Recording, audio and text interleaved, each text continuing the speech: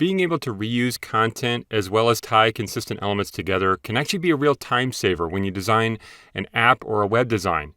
Most programs actually refer to these as symbols, but in Figma, these reusable elements are called components. So in this video, you'll explore how to create and edit components. We'll start with the status bar up here. So click on one of the objects and press Shift-2 to zoom into it, and then Shift-click to select the other one. Come up top to create a component out of this or a reusable element. Click Create Component. It's now purple, which means it's the master component. You can see the icon over here, which tells you that. Now we'll copy this and we'll put this in the other frames. So press Command-C on Mac or Control-C on Windows. Press Shift-1 so we can see everything. Click on the name of the frame here, then press Command-V on Mac or Control-V on Windows to paste it.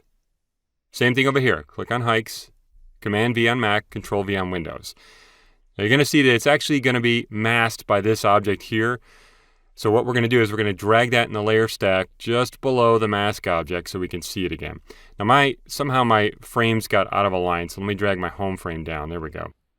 Now to edit the components, what we want to do is we want to go back to what's called the master component to edit it. That way they all edit. If you click on one of these, which is a copy, you will actually see Go to Master Component down here as well as the instance name. Now, if we change the instance name over there in the layer stack, we can have this say something different. You can also do things like detach the instance, which means this will not update if we update the master instance. So with that selected, go ahead and click on that one. Click Go to Master Component, and it should highlight this one. And all I want to do is change like the time, for instance. So an easy way to select content within a group is press Command on Mac or Control on Windows and click on one of the objects. Double click to go to the text tool, and let's just change this to 1030 something. I don't know, 1035, that's fine. Press Escape, you can get out of there. And if you use the hand tool, press the space bar or move over, you can see that they have all changed out here. 1035, 1035, that's great. Now we'll create a button and save it as a component. So go ahead and scroll down here if you can. You find this button, click on it, and come up and say Create Component. You can change the name if you want to over here. And by the way, all your components actually live right down here where it says Components. You can see it right here. So you could, if you want to, drag out copies from here to create another one, for instance. So why don't you go ahead and do that. Drag one out of the button and drag it out over here. Now you're going to see we have these icons. Why don't you take these and we can move them over on the right over here maybe. And put this button right down about here. That looks pretty good. Now if we come into this one, this is the instance. This is not the master component. But if you come in here and command click or control click on the text here and then double click on it to select it, you can type in, let's say, sign up. Whoops. Sign up.